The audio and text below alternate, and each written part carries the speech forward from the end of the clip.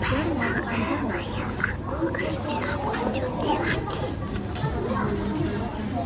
Kalau cuti cuma 1 hari, bukan di 2 hari, bukan 3 kali. Kalau cuti mah